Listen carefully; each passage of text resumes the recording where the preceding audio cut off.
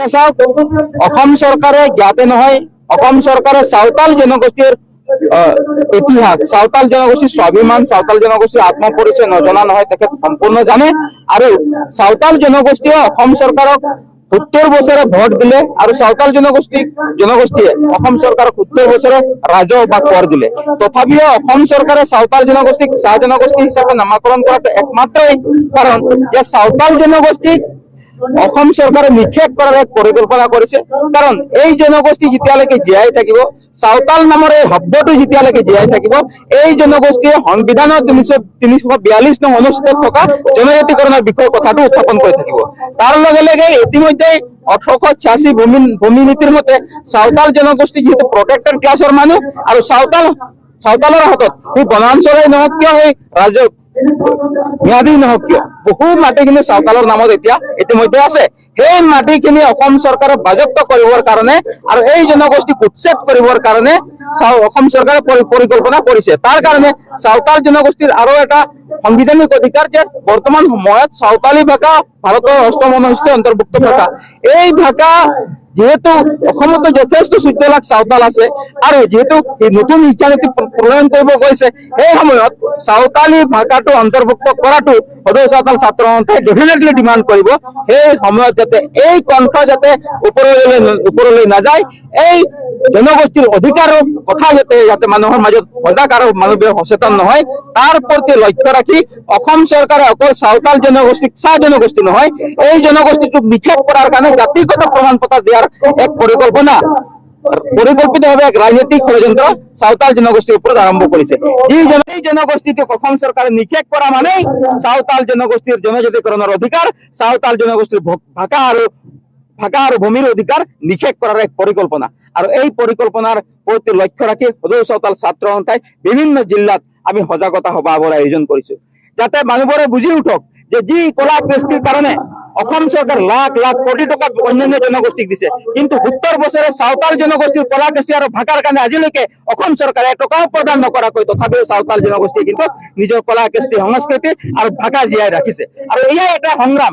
এই সংগ্ৰাম যেতিয়ালৈকে অসম চৰকাৰে স্বীকৃতি প্ৰদান নকৰে, তেতিয়ালৈকে সামাজিক সচেতনতাই হওক, এটা ধৰ্ণা প্ৰতিবাদেই হওক, এই গণতান্ত্ৰিক প্ৰক্ৰিয়াৰে সদৌ চাওতাল ছাত্ৰ সন্থাই জাতিটোৰ স্বাভিমান, আত্মপৰিচয় আৰু নিৰাপত্তা দিবৰ কাৰণে এই সংগ্ৰাম অব্যাহত ৰাখিব।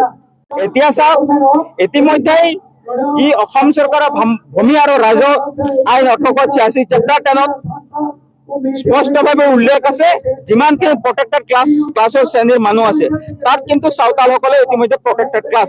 আৰু চাওতালসকল যেহেতু প্ৰটেক্টেড ক্লাছৰ মানুহ, কিন্তু ইয়াত নহয়। এতিয়া যিখিনি আমি চাওতাল ট্ৰাইবেল ব্লক বুলি জানো, চাওক, পোনপ্ৰথমে মই সাংবাদিক বন্ধুসকলক চাওতাল ছাত্ৰ সন্থাৰ পৰা অভিনন্দন জ্ঞাপন কৰিছো আৰু আশা কৰিম এইখিনি সময়ত আপোনালোকে আমাৰ এই নিৰ্যাতিত চাওতাল জনগোষ্ঠীৰ যিখিনি অধিকাৰ আছে আৰু এই অধিকাৰখিনি আপোনালোকে ৰাইজক অৱগত কৰিব।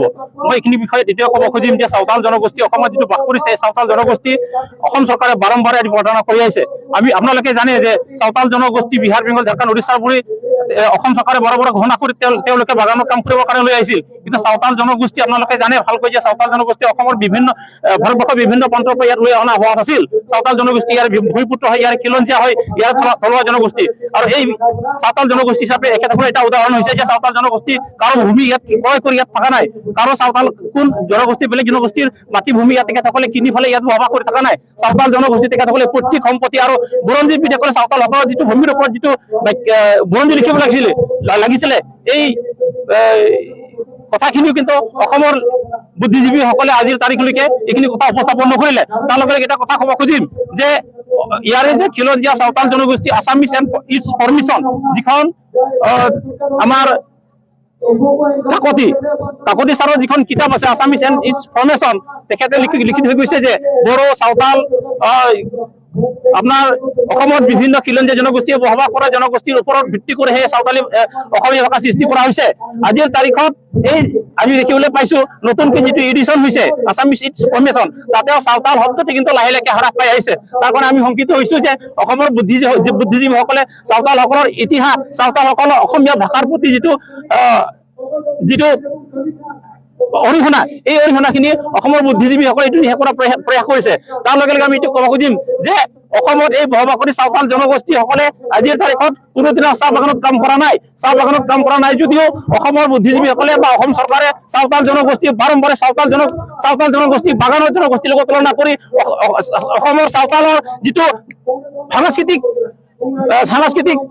সাংবিধানিক বা শৈক্ষিক যিটো অধিকাৰ আছে এই অধিকাৰবিলাক নিশেষ কৰিবৰ কাৰণে আজি ষড়যন্ত্ৰ কৰিছে। আমি বাৰম্বাৰে প্ৰথমবাৰ হিচাপে আন্দোলন কৰাৰ পিছতো আজিৰ তাৰিখলৈকে অসম চৰকাৰে চাওতাল জনগোষ্ঠীক চাহ জনগোষ্ঠীৰ যিটো অস্তিত্ব, চাহ জনগোষ্ঠীৰ যিটো স্বাভিমান, চাওতাল জনগোষ্ঠী সেই স্বাভিমানৰ পৰা আঁতৰাই আনিবৰ কাৰণে বাৰম্বাৰ আমি দাবী জনাইছো। আমি অসম চৰকাৰক দাবী জনাইছো আমি চাওতাল জনগোষ্ঠীয়ে আমি সংবিধানৰ অধিকাৰ ধৰি বিচাৰিছো। কোনো অসম চৰকাৰৰ আমি সুবিধা সুযোগ বিচৰা নাই। আৰু এই চাওতাল জনগোষ্ঠীৰ অসম চৰকাৰে যিটো ষড়যন্ত্ৰ কৰি নিশেষ কৰিব বিচাৰিছে ইয়াতে আমি প্ৰতিপন্ন কৰিব খুজিছো যে এটা সময়ত চাওতাল জনগোষ্ঠীসকলে উগ্ৰপন্থীসকলে মাৰিলে, উগ্ৰপন্থীসকলক মাৰি উগ্ৰপন্থীসকলে মাৰি চাওতাল জনগোষ্ঠীসকলক আজি নিশেষ কৰাৰ পিছত চাওতাল জনগোষ্ঠীক নিশেষ কৰিবৰ কাৰণে কিন্তু আজি অসম চৰকাৰে উত্তৰ লাগি গৈছে। অনাগত দিনত যদি চাওতাল জনগোষ্ঠীক এনেকে অসম চৰকাৰে বাৰম্বাৰে নিষ্পেষিত কৰি পেলাই নিশেষ কৰিব বিচাৰে তেনেহ'লে হয়তো চাওতাল ছাত্ৰ সন্থা অসমৰ বিভিন্ন চাওতাল জনগোষ্ঠীয় সংগঠন অসমৰ বিভিন্ন চাওতাল বিষয়ববীয়াসকল কিন্তু ইয়াত কামতে নাথাকি অনাগত দিনত বৃহত্তৰ এটা গণতান্ত্ৰিক সংগ্ৰাম হ'ব আৰু এই সংগ্ৰামটো নিশেষ স্তব্ধ কৰিব নোৱাৰে।